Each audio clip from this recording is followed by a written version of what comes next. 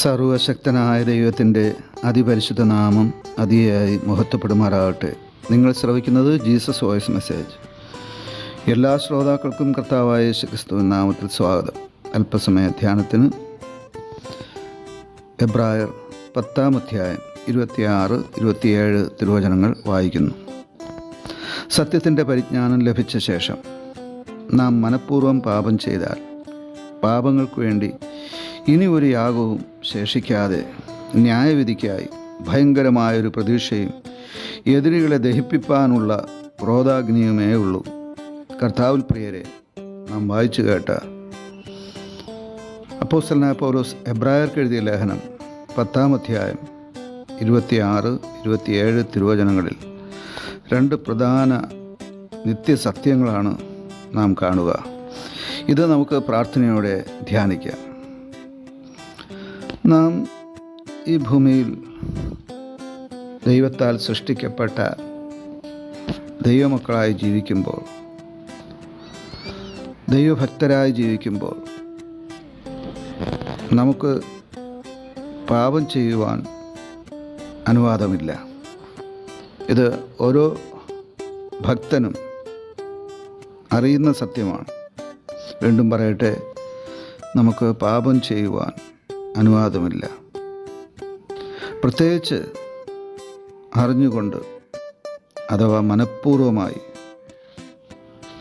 നാം പാപം ചെയ്താൽ നമുക്കൊരു ന്യായവിധി ശേഷിക്കുന്നുവെന്നാണ് ഇവിടെ കാണുന്നത്. നമുക്കറിയാം, പാപത്തിൻ്റെ ശിക്ഷ മരണമാണ്. പാപം ചെയ്യുന്ന ദേഹി മരിക്കുമെന്ന് ലേവ്യ പുസ്തകത്തിൽ, ആവർത്തന പുസ്തകത്തിലൊക്കെ തുടർമാനമായി നിരവധി വചനങ്ങളിൽ എഴുതിയിട്ടുണ്ട്. പൗലോസ് അപ്പോസ്തലൻ റോമാലേഖനത്തിൽ പാപത്തിൻ്റെ ശമ്പളം മരണമത്രയെന്ന് കുറച്ചുകൂടെ വ്യക്തമായി സ്പഷ്ടമായും പറഞ്ഞിട്ടുണ്ട്.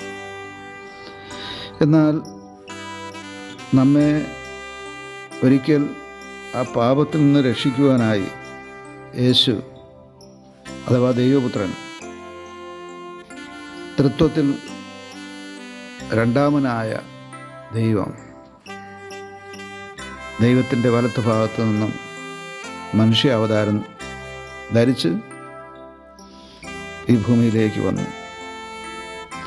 ഈ ഭൂമിയിലെ ദൈവ സൃഷ്ടിയായ സകലജാതി ജനങ്ങൾക്കും പാപപരിഹാര ബലിയാഗമായി തീർന്നു. അഥവാ കാൽവരിയിലെ ക്രൂശിൽ ആ ബലിയായി, യാഗമായി മരിച്ച് പാപത്തിന് നിത്യമായ ഒരു മോചനം അഥവാ ക്ഷമ, പ്രായശ്ചിത്തം, പരിഹാരമുണ്ടാക്കി. ആ പാപപരിഹാര യാഗബലിയിൽ വിശ്വസിക്കുന്ന എല്ലാ പേർക്കും, അത് ജാതി, മത, വർഗ, വർണ്ണ വ്യത്യാസമന്യേ പാപക്ഷമ ലഭിക്കുന്നു.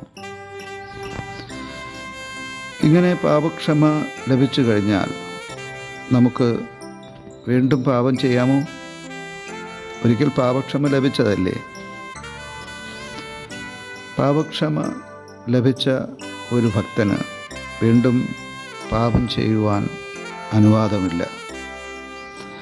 പാപക്ഷമ എന്നുള്ളത് വീണ്ടും പാപം ചെയ്യുവാനുള്ള അനുമതിയല്ല. അതുകൊണ്ട് തന്നെ പാപക്ഷമ ലഭിച്ച ഓരോ ഭക്തനും ദൈവം നൽകിയ ആ കൃപയിൽ നിലനിൽക്കേണ്ടത് അത്യന്താപേക്ഷിതമാണ്.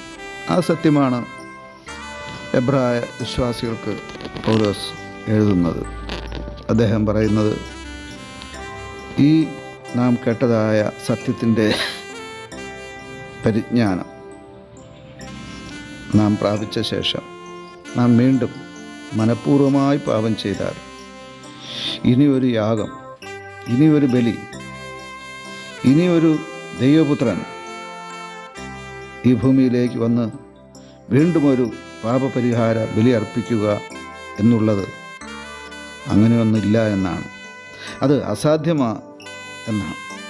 അതുകൊണ്ട് നമുക്ക് ലഭിച്ച ആ പാപപരിഹാര ബലിയിൽ, ആ ക്രിസ്തു അർപ്പിച്ച യാഗത്തിൽ, ആ യേശു നമുക്ക് വേണ്ടി സമർപ്പിച്ച പാപക്ഷമയിൽ നിലനിൽക്കുവാനായിട്ട് നാം നമ്മെ സമർപ്പിക്കണം. ആമേൻ.